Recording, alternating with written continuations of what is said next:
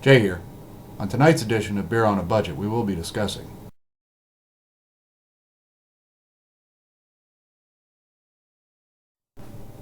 That's right. Tonight we're going to review Bud Light for our budget beer. Um, One of the reasons I wanted to do this was I got stuck with an 18 pack. I should never brought homebrew to an event, and beer for people that may not enjoy homebrew or be afraid to try it. Bought an 18 pack. I got stuck with an 18 pack. So that gave me the idea, though, that we would do it for our budget beer review because it was reasonable. I think it ran me $12.50 for a 18 pack, so that puts us well under the $6 mark for a 6-pack. This is in cans. And along with this, we're going to start a series where we're going to take at least the big three, Bud Light, Miller Lite, Coors Light, and review each one separately, and then I'm going to do a blind taste test. If you want to see another one added to that, like, oh God help me, Milwaukee's Best Light or Busch Light, go ahead, put what you want to see in the comments below, and I'll throw it in this mix. It's our one shot to do it. I know what else you're saying, Bud Light that's barely qualifies as beer, and you're right, it barely qualifies as beer, but it does, and as a matter of fact, it makes up a substantial portion of the American beer market. So this channel is all about beer. It would be probably inappropriate for us at some point not to discuss Bud Light. So that's how this is going to go. I said we'll review at least the major three, probably not more than four. So if there's one somebody really wants to put head-to-head against the big three, let me know. We'll get it done. If not, we'll just stick to the big three. So we're going to taste it. The other thing, as you see, I got 2 cans sitting here. I know one of the things everybody likes to do with these light beers is chug them. So I'll do a taste and a review of the taste, and then I'll chug the second can. I got to warn you, I'm not the best beer chugger in the world, so it might actually be a good experiment to see if one of these big three is actually more chuggable than the rest of them. So I guess without much further ado, let's open it up. Now the can says this beer is smooth and refreshing.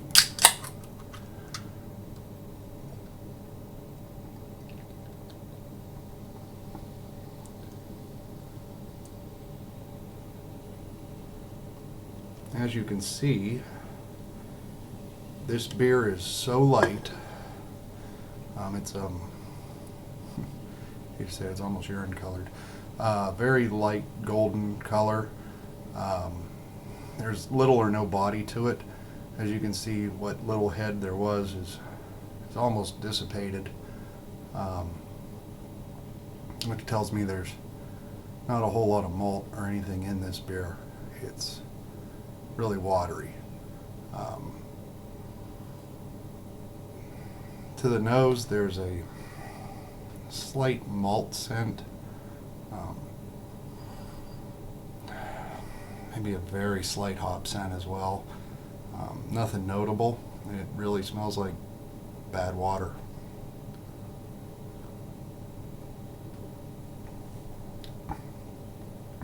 It's definitely not smooth. There's a sourness from the carbonation. The carbonic acid is actually a major flavor player in here. Other than that, it finishes kind of dry, kind of harsh, but at the same time maybe slightly refreshing. I could see how on a hot day finishing the lawn this might actually be kind of thirst quenching and refreshing.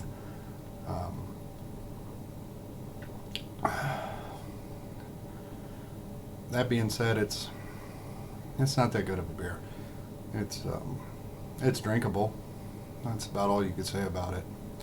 Now for the part I'm not looking forward to. I'll give it a kind of chuggability rating here.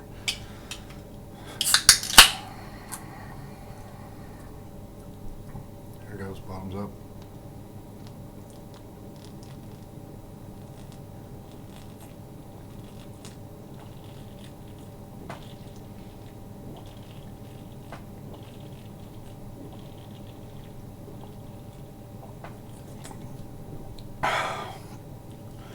Well,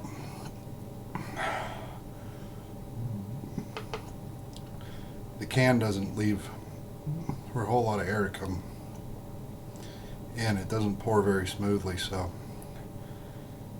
I got maybe 8 ounces down before I just couldn't stomach it anymore. As a matter of fact, it tastes far worse upon chugging it. I'm gonna say it's not chuggable. I mean, you could if you were desperate, but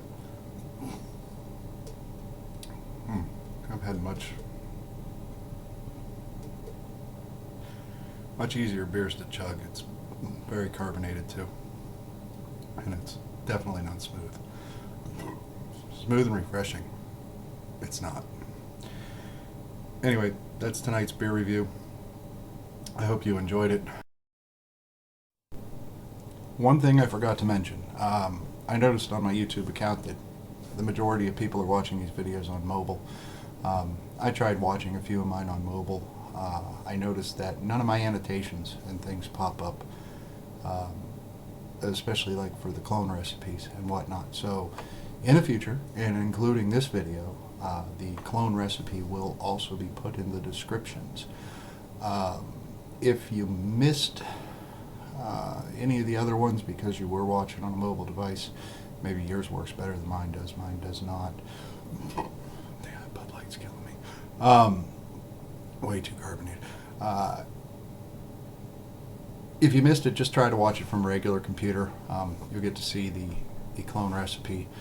Though I'm going to recommend you don't clone this one. The recipe will be provided, but this beer has so little flavor to it that water is going to be a major factor in the beer, and it's going to be a major taste component. Unless you can replicate whatever water Budweiser's using, and I'm sure they're filtering it out and adding the exact chemicals that they want to achieve the lack of taste they're looking for. Your clone's probably not going to taste like it. It's probably going to just taste like a weak, watered down Pilsner. But I'll throw it out there. If you want to try it, go ahead and try it. I doubt I'll ever prove this recipe because, frankly, I'm not that into Bud Light. Anyway, have a good night. If you have any questions, leave them in the comment section below. Thanks for watching.